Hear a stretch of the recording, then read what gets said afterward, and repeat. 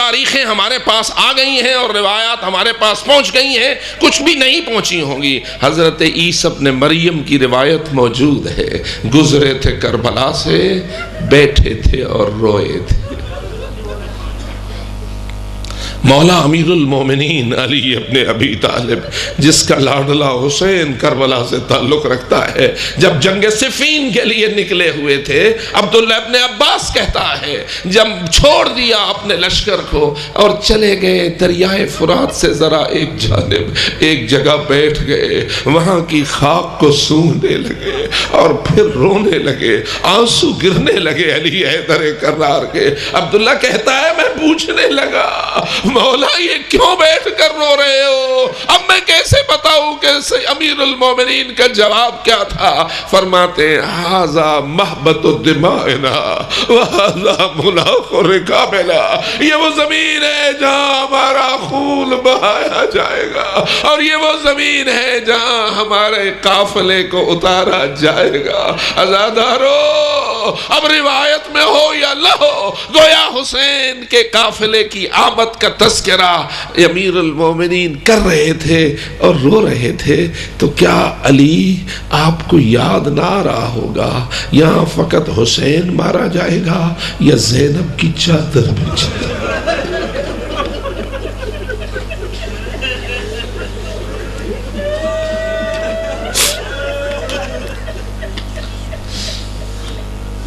معلوم ہوتا ہے کربلا میں ہونے والا سانحہ کوئی ایسا سانحہ ہے کہ جس کے ہونے سے پہلے بھی رونا عبادت تھا،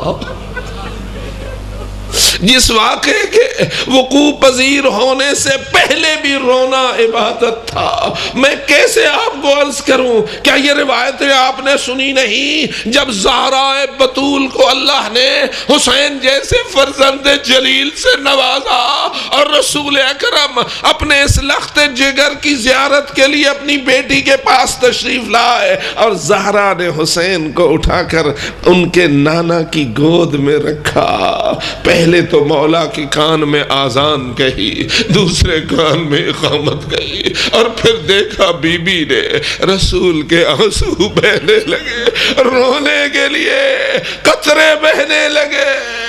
ہائے زہرا تیری عظمت کو سلام۔ ہماری رسم تو یہ ہے نا، اللہ اگر کسی باپ کی بیٹی کو بیٹا دے اور نانا اپنی بیٹی کے گھر جائے تو آپ کی رسم کیا ہے؟ مبارک مبارک کے جملے ہوتے ہیں، خوشی کا اظہار ہوتا ہے، بیٹیوں کو خوشی کے ساتھ خوش کیا جاتا ہے، لیکن اللہ جانے یہ نانا کیسا ہے، وہ بیٹی کیسی ہے، یہ نواسا کیسا ہے، یہ منظر کیا ہے کہ حضرت زہرا کو پوچھنا پڑا یا رسول اللہ یا ابتا آپ نے رونا کیوں شروع کر دیا؟ تو رسول نے فرمایا یہ جبریل میرے پیچھے کھڑا ہوا مجھے بتا رہا ہے اے رسول تیرے اس بیٹے کو شہید کر دیا جائے گا، تیرے اس حسین کو شہید کر دیا جائے گا۔ عزادارو اب مجھے بتاؤ اس ماں کے جگر کا کیا حال ہونا چاہیے، اس ماں کے دل کے اوپر کیا گزرنی چاہیے جس کے بیٹے کی ولادت کے لمحات ہی میں ان کو رسول اپنی وحی الہی کی خبر دے رہے ہیں، اور فقط خبر نہیں دے رہے بلکہ رو رہے ہیں۔ اب پوچھتا ہوں رسول کا کون سا عمل سنت ہوتا ہے؟ جی رسول اکرم کا کون سا عمل سنت ہوتا ہے؟ کیا ہم رسول کے سنت کے حوالے سے رسول کے اعمال میں اور رسول کے کردار میں کوئی تفقیق کر سکتے ہیں کہ دن کو کریں تو سنت ہوتا ہے، رات کو کریں تو سنت نہیں ہوتا، گھر میں کریں تو سنت نہیں ہوتا، مسجد میں کریں تو سنت ہوتا ہے، عوام سے بات کریں تو سنت ہوتی ہے، بچوں سے بات کریں تو سنت نہیں ہوتی ہے؟ کیا اسلام میں اس کی کوئی اجازت ہے؟ سنت کی تعریف تمام علماء اسلام نے یہی کی ہے، جو رسول اپنی زبان سے فرما دے وہ بھی سنت ہے، رسول جو کام کر دے وہ بھی سنت ہے، اور رسول کے سامنے کوئی کام کیا جائے اور رسول اس پہ تنقید نہ کرے بلکہ اس پہ رضا کا اظہار ہو جائے تو وہ بھی سنت ہے، جس کو تقریر رسول کہتے ہیں۔ اب پوچھتا ہوں، خود بھی رو رہے ہیں، زہرا بھی رو رہی ہے، خود بھی گریہ فرما رہے ہیں اور بیٹی بھی گریہ کر رہی ہے۔ مجھے یہ روایت میں ملے نہ ملے لیکن مجھے اتنا سمجھ آتی ہے، جب محمد مصطفیٰ روئے ہوں گے تو جبریل نہیں رویا ہوگا، جب سید الانبیاء روئے ہوں گے تو کیا جبریل امین نہیں رویا ہوگا؟ اور اگر جبریل رویا ہوگا تو ماننا پڑتا ہے فرشتے بھی روتے ہیں حسین کو، نبی و انبیاء اور رسول بھی روتے ہیں حسین کو، معصوم بھی روتے ہیں حسین کو۔ اب بتا، رونا بدعت کیسے ہوا اور رونا سنت کیوں نہ ہوا؟